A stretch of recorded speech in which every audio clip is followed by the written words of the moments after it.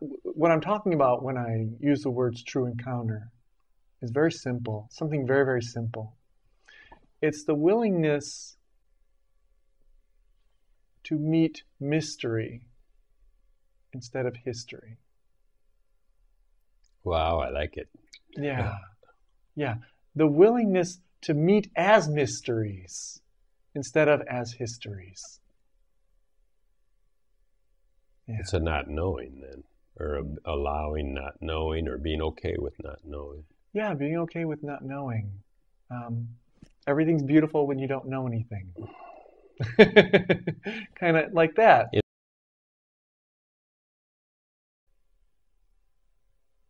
It's useful for the moment. But language isn't something that we can ever hold on to, ever cling to, and say, now I know, now I've got it, this is the truth. But because the truth is this just natural meeting. The problem is that what's communicated through language, the pointing that goes on, with spiritual teaching and everything else, is so subtle, but it's so obvious that we overlook what's obvious. Now, what do you mean by that? It's so subtle, first of all. Let's say, why is the pointing in the spiritual teaching or other teachings very subtle? Well, I think it's so subtle because everyone has that experience of transcendence. Everyone has that experience of transcendence sometime in their life. Some people get it through dance. Some people get it through music, right? Some people get it through being still. Some people get it through looking at a newborn infant. Some people get it from, gazing at a flower.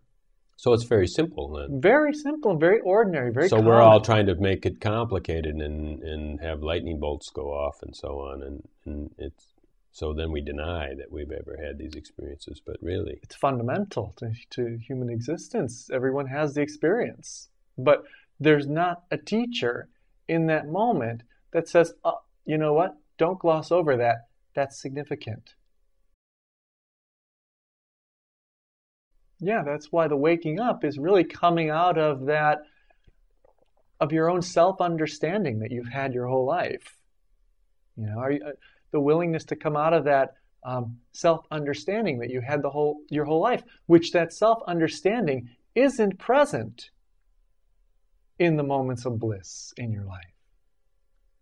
The self-understanding that you have, I am Richard, or I am Kevin, or I am the person who went through all these experiences and had these positive experiences, these negative experiences, that isn't present in that moment when there's no thought. When there's no thought. When your mind is not telling you who you are constantly,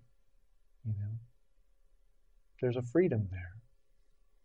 So it's a moment when the history just subsides or just kind of relaxes. Yeah, the history recedes and the mystery comes to the forefront.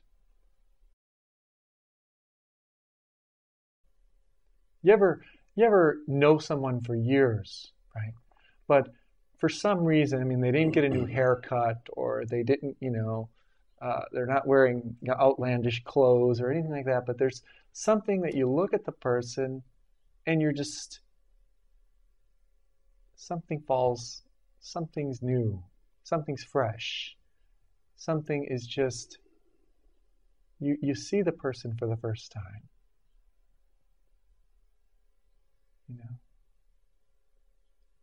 There's such a recognition of not a familiarity that breeds contempt. It's a recognition of, you've never seen this before. I was sitting on a park bench one day, just looking out, right? And there was a beautiful garden there, and I saw a squirrel, and a squirrel was running down the tree, and the garden was there, and the squirrel was there, and I'm of a hunter, right? And how a hunter would just take that squirrel right, out of its natural habitat. And sometimes, take it out of, the equation. Take it out of the equation by shooting it in the head. Put them in the soup kettle, right? Yeah, take them out of the equation by shooting them in the head, put them in the soup kettle, they'll make whatever, Squirrel make a meal. Stew, yeah, squirrel stew. And that is you have to objectify the squirrel before you can do that. Right? You take the squirrel out of the equation by objectifying the squirrel and giving it a name. It's a squirrel, right? But it doesn't allow the squirrel to be in its natural habitat. You're not allowing the squirrel to be in its natural habitat and allowing every person to be in their natural habitat, everything to be in its natural habitat. And the natural habitat is the space that surrounds it.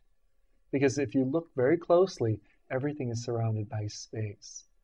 To ignore the space is to ignore the mystery, and it's to zero in on this objectifying understanding that we have of people and places and things. But that's to take something out of its context, to take it out of its natural habitat and objectify it. It's doing violence, right? So when I talk about a meeting or an encounter, it's an encounter without taking what you're encountering out of its natural habitat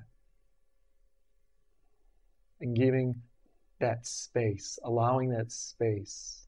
Because when there's a recognition of space, it's very interesting. If you ever look at the space that surrounds something, the only thing that can see space, right, is space.